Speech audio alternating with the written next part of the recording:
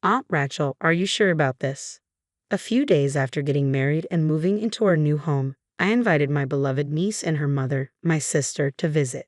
During their visit, my niece said something that made us uneasy. Hey now, kids shouldn't be messing with grown-ups. My husband quickly scolded her, his worry evident. But there was another reason why he was freaking out. My name is Rachel, and I'm a 30-year-old pharmacist. I often look after my niece who lives nearby, and she has grown very attached to me. She's the cutest, and I end up spoiling her. Every time my sister picks her up, she complains, I know I'm the one who asked you to look after her, but you spoil her too much. Of course, whenever she drops her off, she warns, remember, you can't spoil a child when raising them. But I always joke and reply that parenting is a mother's responsibility. That's how things go every day in my life. My sister is a nurse, so she's busy most of the time. She works in a well-paying hospital ward and also takes night shifts. On the other hand, as a pharmacist working at a drugstore, I have fixed working hours and no night shifts. I'm off on days without outpatient visits, and I don't have to be called in when the clinic is understaffed. So I often end up looking after my niece when my sister is busy. It might be because of her situation, but compared to kids her age, she is very calm and obedient.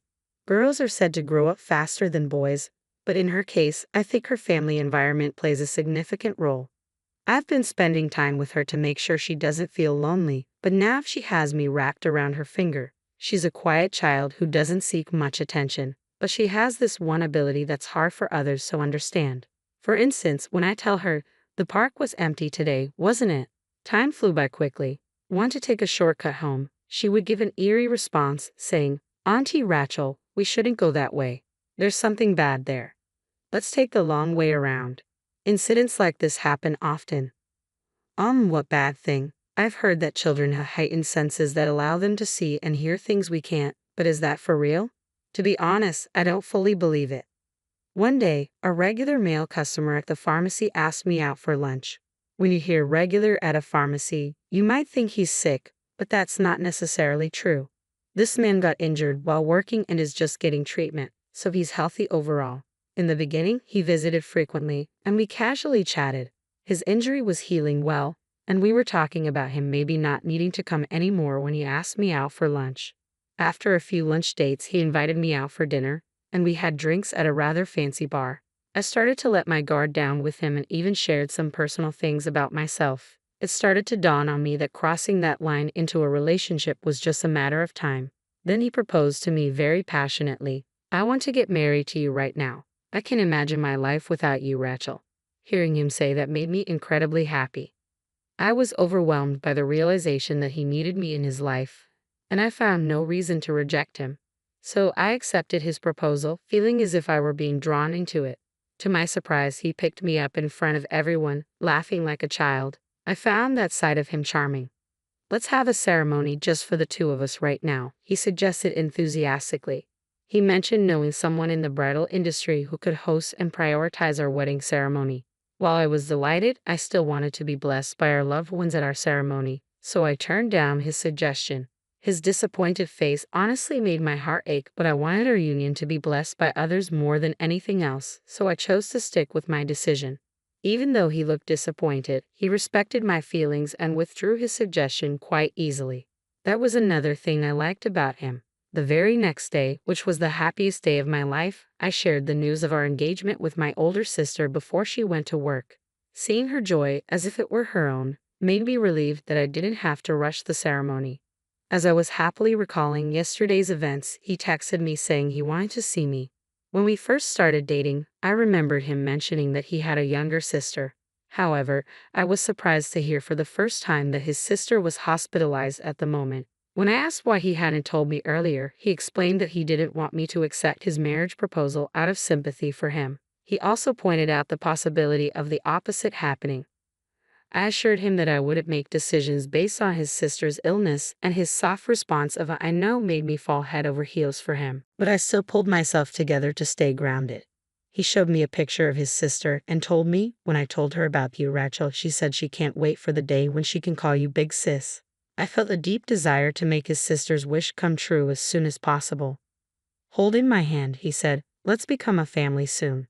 I was moved once again. Even though we weren't married yet, I wasn't against the idea of being called Big Sis by his younger sister. I wanted to visit her in the hospital before we got married, but when I mentioned this to him, he said, after I visited her the other day, her condition worsened and the doctors limited her visitation. Is it okay for you to be seeing me right now, in a time like this? I asked. He responded by pulling out a charm from his jacket pocket. All I can do is pray for my sister. I stopped by the church before I came here to see you, Rachel. There's nothing I can do besides praying for her. Damn it, he expressed, frustration evident in his voice. Seeing him like this, I deeply wanted to support him. The next day, he suddenly stopped contacting me. I guess his sister's condition had worsened. I hoped he wasn't pushing himself too much. After about 3 days, his usual cheery self showed up at the pharmacy. Although he could have just texted me, he said he wanted to see me in person, which made me happy. We made plans to meet after we both got done with work. When I arrived at our rendezvous right on time, he was already there waiting. As I suspected, he explained that he had been by his sister's bedside due to her deteriorating condition. He told me she was still not allowed to have other visitors, but her condition was now stable, and I breathed a sigh of relief. Then he handed me a letter, saying it was from his sister. I was surprised. I didn't expect to receive a letter from her since I heard she was in critical condition. Reading my expression, he explained, seems like she's been writing a lot, and I didn't even know. He then shyly admitted, actually, I fell for you at first sight, so I had a crush on you for a long time. It turns out he had been talking about me even before we started dating. The letter contained words of hope for our relationship, dreams of her brother's love being fulfilled. I hope the day comes when I get to call you Big Sis soon, she wrote. I wonder if I could even be a flower girl, she wrote, dreaming of me marrying her brother and us becoming a family. Fighting an illness is hard. It's probably a struggle to even use her limited energy to wish for others' happiness, yet her letter was filled with thoughts of her brother getting married to me. Her words brought tears to my eyes. Let's get married soon, I told him with excitement. It seemed unlikely that his sister would be able to attend our wedding, but I wanted her to witness her beloved brother's big day. After some insistence, I got him to reveal the name of the hospital she was staying at, and I found a wedding chapel nearby. The chapel was visible from the patient's room or the rooftop, making it feel like she could be there with us. I begged to have our ceremony there. He was touched to know that I genuinely cared about his sister, and he was fully on board with the idea. We soon fixed a date. Ideally, we wanted to choose one of those auspicious days, but we couldn't afford to be picky. The date we chose was less expensive and the only one available, so we went with it without hesitation. While preparations were hastily underway, he made a suggestion. He asked if we could wait a bit longer to turn in our marriage certificate. His sister's condition had worsened, and she needed surgery as soon as possible. The medical bill was going to be more expensive than expected, affecting our wedding budget. It didn't feel right to have a wedding under such circumstances either. When I suggested waiting until after his sister's surgery, he exclaimed, if she found out our wedding was canceled because of her, it would ruin her will to heal. Hearing that, I couldn't say anything, and the wedding proceeded as planned. For the time being, I paid for our ceremony in one installment, under the agreement that we would split the costs after his sister's medical bills were paid. Despite the short notice, a decent number of our close friends and family managed to attend our wedding day. My own sister, who's a nurse, even managed to get time off with the help of her colleagues, saying, "This is an important day for my little sister." "I can't miss it," my cute little niece declared. Dressed up and joining the celebration, she quickly got shy around the grown men and ended up hiding behind me. Her actions were so adorable that I couldn't help but chuckle. After the wedding, I moved into our new home. He had suggested I move in with him since his place was too big for him alone. Given that his sister's surgery was going to cost more than we anticipated, we decided not to purchase a newly built home. I could support him for a while, but we couldn't predict when he'd be able to pay back the rest of our expenses. So, I moved into this place. My sister understood my decision but still felt it would be better if we had our own new place. To ease her concerns, I invited my sister and niece over. My boyfriend, now my husband, agreed to the idea. Upon visiting, my sister immediately began inspecting our house, showing her concern. "Hey, it's a bit rude to check every corner of our house, sis." "So, I see the 32-year-old CEO of an import company makes good money, huh? Are you satisfied now?" "Yes, I suppose so," she replied, and my husband and I let out a sigh of relief. The only downside was that moving here made it more difficult to frequently babysit or take care of my niece. It was too far for a 5-year-old to travel alone, and with my duties of nursing my husband's sister, I was too occupied. That's when my niece, out of the blue, said something eerie. "Rachel, I think you should leave this house." "Huh? Why?" "Because another woman is already living here."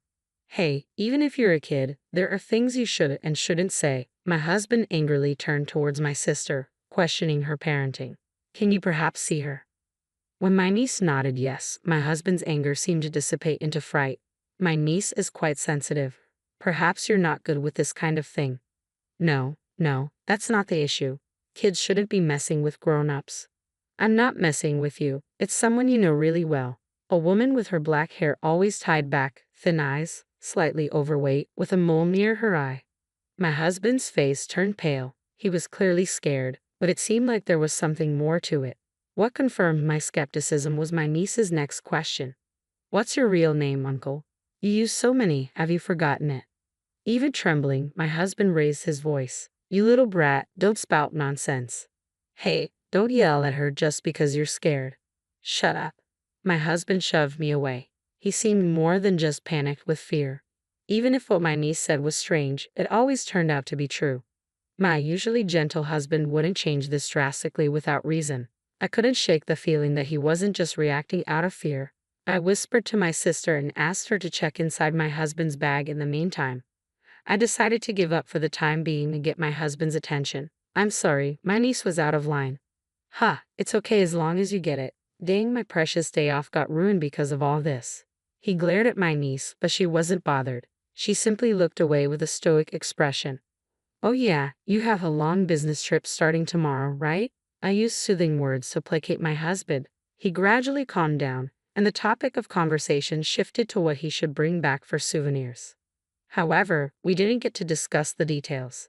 The reason was the name on the driver's license my sister found in his bag. It was a name I didn't recognize. Furthermore, she found multiple phones in his bag. "Rachel, your guy's probably sketchy. Aren't these burner phones?" "Burner phones? The kind used in scams and such?" "Exactly, registered under someone else's or even false names. It's illegal." "And what if it is?" "Thanks to that, Rachel's been eating well and enjoying fancy dates, hasn't she?" he said, as if I was his partner in crime. "Cut the crap. My sister is nothing like a piece of trash like you." My sister snapped back. My niece, still stoic, said, "There's a woman clinging to him like she'll never let him go." "Watch your mouth, kid. Even if you try to scare me, I won't fall for it again," he retorted. He seemed less fearful and more brazen now that his true identity was starting to be exposed. The fact that he wasn't trying to escape showed his confidence in not getting arrested. He seemed almost inwardly laughing, so assured he was, until the moment his world came crashing down. That moment came when several policemen burst in, shouting "police," and surrounded him. My sister had already found the driver's license and called the police before telling me. All our conversations had been overheard by them. There had already been several complaints filed by different women, and the man's description matched those provided. The police were eager to catch him in the act if possible, and the situation was ideal. My sister didn't want to let him escape and wanted to protect me. It was a miraculous arrest with our interests aligning in an instant. Since we hadn't formalized our marriage, the man had no legal claim over me. The man I had thought of as my husband was now just a criminal being taken away, and I could only watch in stunned silence. Later, during the police interrogation, he seemed to resign himself or perhaps calculated that confessing would lighten his punishment. Without causing any further trouble for the police, he spoke surprisingly honestly. He admitted he intended to commit marriage fraud against me and drain me financially, likely for the medical bills of his non-existent sister. He also confessed to killing a woman he had previously dated during an argument about his true identity, which she had threatened to report to the police. Although he was frightened when my niece spoke up, he didn't seem to fully believe her, which might explain why he confessed. The police informed me of everything. The night he was taken away, he woke up in his cell choking with long hairs entwined around his neck. He confessed his wrongdoings, fearing he'd be cursed otherwise. When I asked him if it was true about the hair, he laughed and said, "Of course not." He insisted he had finger marks around his neck, but apparently he was the only one who could see them. It seems that some people, when they've committed a crime, are overwhelmed by guilt and resort to escapism. Yet, remembering the image of the woman my niece had described sent chills down my spine. As the investigation proceeded, according to the man's statement, a woman's skeleton was discovered in the woods. It made the news, and when the woman's photo was released, it matched my niece's description perfectly. My sister and I were filled with renewed fear. The man's fraudulent activities were also reported in the news, and more victims started to speak up. It seems like his list of crimes is only going to grow. The man was sentenced to severe punishment behind bars. Inside, he had to be terrified of the woman's spirit every day. I was simply astounded at my lack of judgment in having once decided to marry such a man. The trial for the incident in which I was victimized has ended, and I am finally free from everything. However, I've had enough of marriage. I moved back near my sister's house, so I'm still looking after my niece. Today, while I was dropping her off at my sister's house, I opened up to my sister about my hesitations toward marriage and love. She said, "You're just saying that now. You never know where or when you'll meet someone. You could fall in love after you leave here today." She didn't take it seriously. Time passed, and summer came. Every year, I take my niece to the local summer festival. This year, as I was walking hand in hand with her dressed in her new sundress, a man walking in front of us dropped his wallet. I picked it up and tried to call out to him, but my voice didn't reach him due to the loud surrounding noise. I picked up my niece and jogged to catch up to him, returning his lost item. He thanked me and asked to treat us to something. This sparked a connection between us. In the end, the three of us had a blast at the fair that day. "You're lucky, Rachel. You've been tied to this man before you were even born." "What? Hey, what are you saying?" I blushed deep red at her words, which seemed to make him blush as well. "You never know where love will find you." My sister's words flashed in my mind as fireworks lit up the night sky. I had a feeling that a new romance was on the horizon.